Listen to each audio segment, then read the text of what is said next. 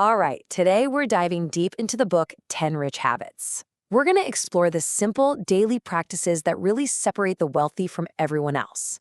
And more importantly, how you can start using them like right now. I think a lot of us feel this way, right? You feel like you're caught between rising costs and all the daily pressures. But what if the path to wealth wasn't really about luck or some big inheritance? What if it was about something you can control every single day? And that, right there, is the core idea of this whole thing. Wealth isn't just something that happens to you, it's a direct reflection of the habits you practice. It's a huge shift in thinking, really. It means your starting point matters a whole lot less than the daily actions you choose to take. So, what are these rich habits anyway? Well, they're not some super complex financial strategies that are only for millionaires. Nope. They're actually simple daily practices designed to shift your entire mindset from one of scarcity to one of abundance and opportunity. Okay, so where do we even begin? Well, it's not with your bank account, it's with your mind. This first section is all about building that mental foundation for wealth. Because let's be real, without it, no financial plan is ever going to stick. So, habit number one is setting really clear financial goals. And I mean, forget vague wishes like, I want to be rich. This process is about making it real.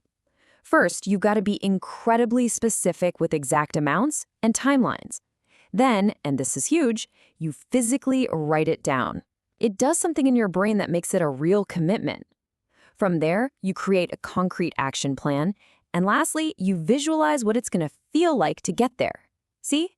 This simple process turns a daydream into a target you can actually hit. All right, this next mental habit might surprise you a little bit. Practicing gratitude. Yeah, it sounds simple, but trust me, it can fundamentally rewire your whole relationship with money. When you start focusing on what you already have, you naturally shift into what's called an abundance mindset.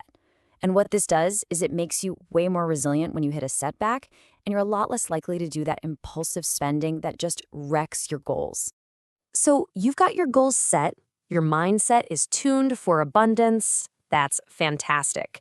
But the big question is, how do you translate that powerful mental foundation into a concrete, day-to-day plan of action? And that brings us right to our financial action plan. We're moving from just thinking about it to actually doing it, creating the daily systems that are going to build your wealth.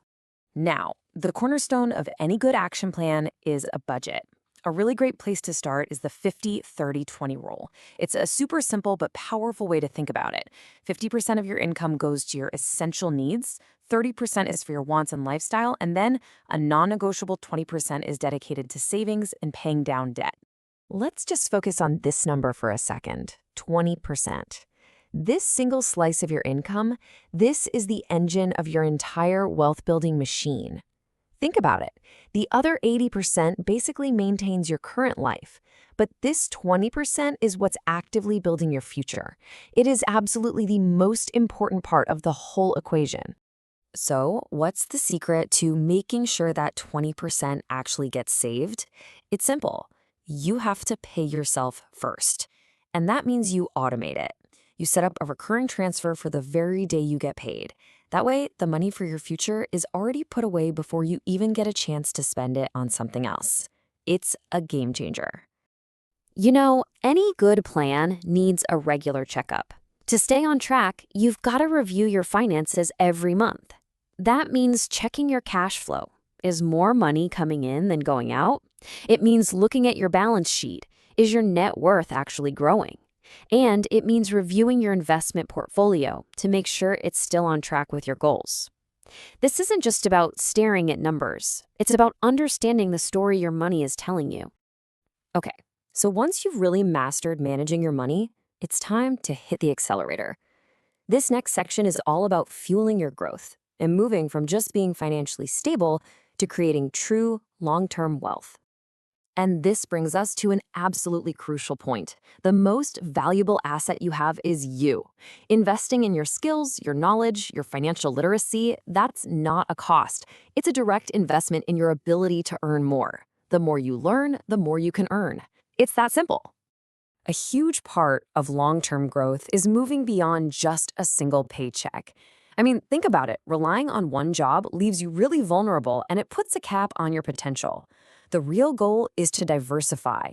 By adding things like side hustles or rental income or investments, you create a financial safety net, you lower your risk, and you dramatically speed up your wealth building. And you have to remember, building wealth isn't a solo mission. The people you surround yourself with matter a lot.